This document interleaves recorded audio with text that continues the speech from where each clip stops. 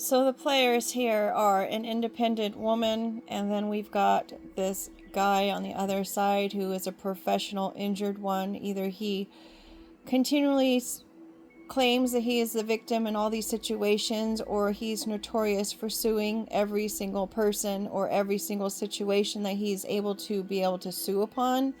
We've got this person is also part of a fake couple, and they are in cahoots with an officer, perhaps, or perhaps are getting an unknowing, an officer who's not aware to their cahoots involved in the situation, or the officer is in part of a fake couple and the other party is the one that is too happy. I am not certain, but it is these groups against someone who's very independent, values their own company, and refuses to settle, hard to win over, and can be stubborn in their beliefs.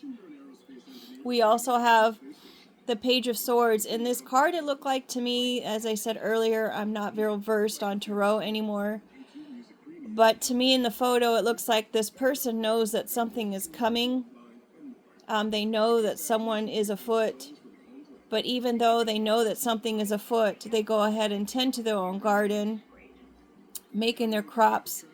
They're reaping what they sow. We've got the Queen of Swords. Someone is running after someone to be able to share their information, to tell them something. They want to say something to this individual, even though it's going to be cut short, very cold and blunt.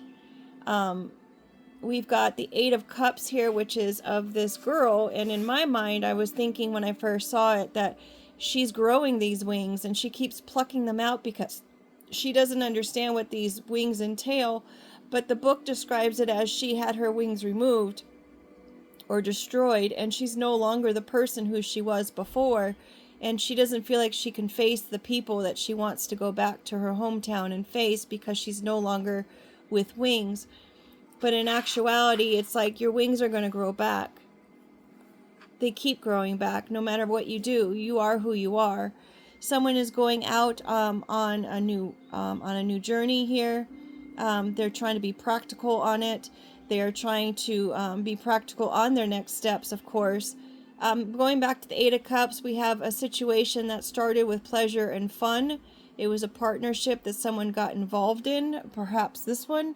They thought it would be fun in order to get involved in that situation, but now they're realizing that they have been tarnished or they have been changed in a way that they are not comfortable with.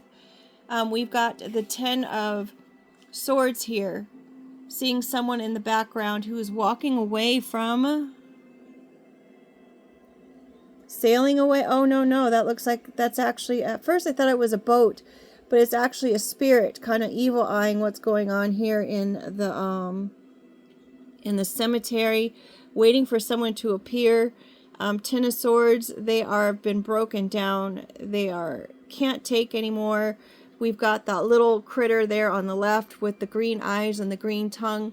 Jealousy, we've got death. Someone working with the cemetery, it looks like.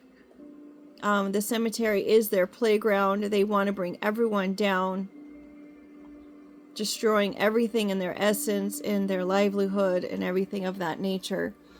But here we come down to the Star with a blank card on the top.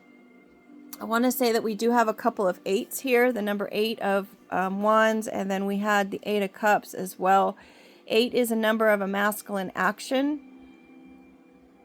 We have 3 swords, which is their people and their mental.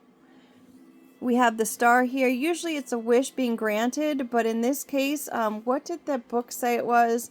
The Star in this case was, hopefully I can get to it. I don't have very much space on this phone. The Star is after the trials of the Tower. The Star is a time of peace and hope. You've survived everything that the universe has thrown at you and are healing to be stronger, wiser person. Just as Sienna is cleansing herself in the pool, it is time to let go of the sadness and pain you've been hiding or holding on to. New opportunities are available. Be ready to accept them. So we've got that. We've got the transformation happening here with the Death card. That also had an interesting explanation for it when I read it. It was the death card doesn't literally refer to death, but transformation. Consider the croc a tiny purpet at first, but then when exposed to the fungus cave, quocks grow and change into full-fledged neopets. As much as they may miss their days as a pet, they can never go back. This is what you can expect, a change that will come with the sacrifice of what you knew, but that will leave you more fully developed person. So even through all these trials and tribulations, here we are a changed person. We are stronger than we were before. We have transformed. We have grown different gifts through the hardships. And here we are faced with justice, with the relaxation coming over the Ten of Swords. Perhaps when they were being down and out, it was a time for them to just relax and recoup and recover. We do have the Justice card being here. Justice coming in and showing itself. And of course, right after that, we had the Judgment. Did I read about justice? The Justice card is justice can either be a blessing or a warning depending on your choices. Consequences are coming for better or for worse. The consequences may be your karma, reputation, or a legal matter. If you have acted with virtue, know that justice will be done to those who have wronged you. If you have wronged others, you will be made to pay for it. And then we've got the Judgment here.